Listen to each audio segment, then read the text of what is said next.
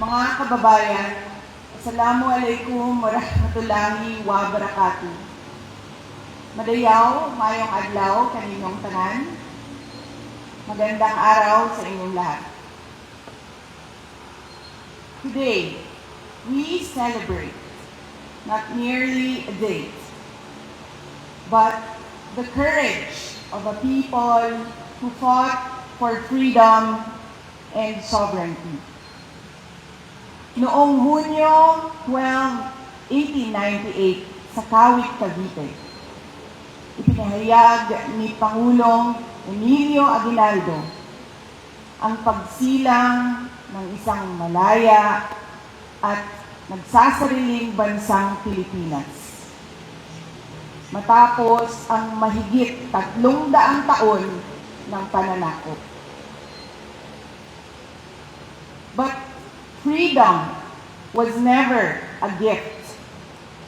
It was paid for and earned through courage. It was paid with Filipino grit and bravery.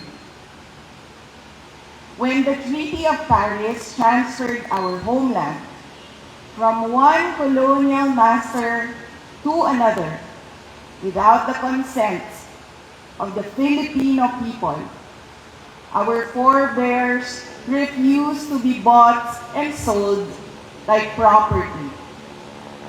Pinili nila ang paglaban kaysa pagsuko, ang dangal kaysa pagpapasakop. This is our inheritance. Lumaban tayo sa bawat puwersang nagtatangkang magdikta ng ating kapalaran. Thousands gave their lives so that one flag and one flag alone would fly over this republic.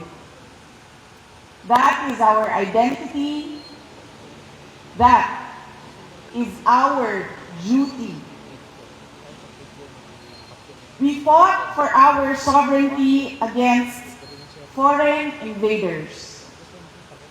But sovereignty is not lost only to those who come from foreign shores.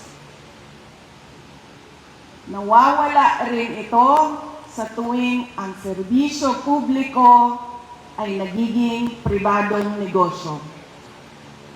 Kung ang mga opisyal ng gobyerno ay mala sindikato sa pagnanakaw ng pera ng bayan. Every peso stolen from the people's treasury steals a child's freedom from hunger.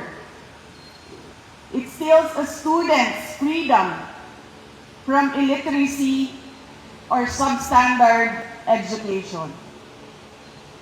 It steals a patient's freedom to obtain quality health care.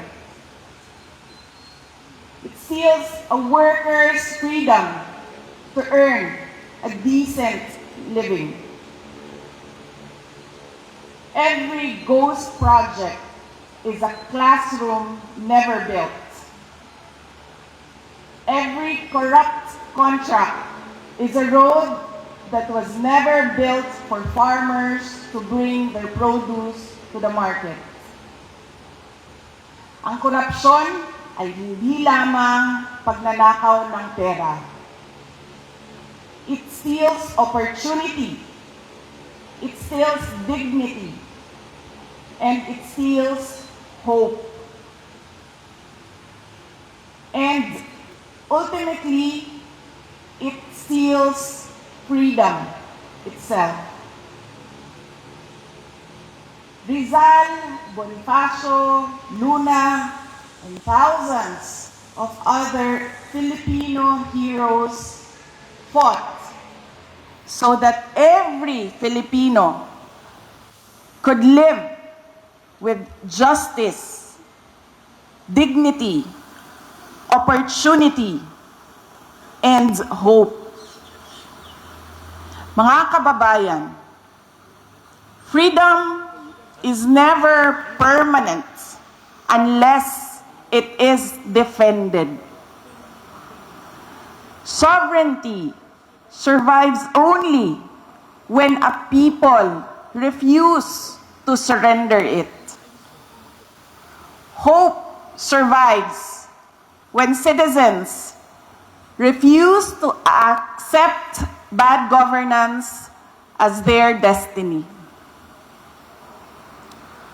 Hope survives when citizens act together, have their voices heard, demand what our heroes fought so gallantly for: the right of every Filipino to a dignified human life.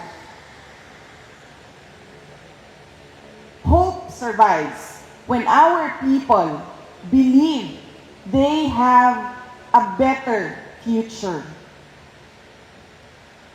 On this Independence Day, let us resolutely stand up for truth, for accountability, for freedom, and for sovereignty. Piliin natin ulit ang paglaban kaysa pagsuko, ang dangal kaysa sa pagpapasakop. Piliin natin ang katotohanan. Piliin natin ang pananagutan. At higit sa lahat, piliin natin ang pag-asa.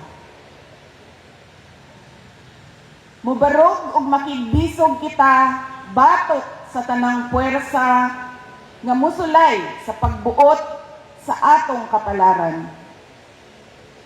Uban sa paglaom nga nagikan sa dili malupig nga gahom sa kasing-kasing sa katawhang Pilipino.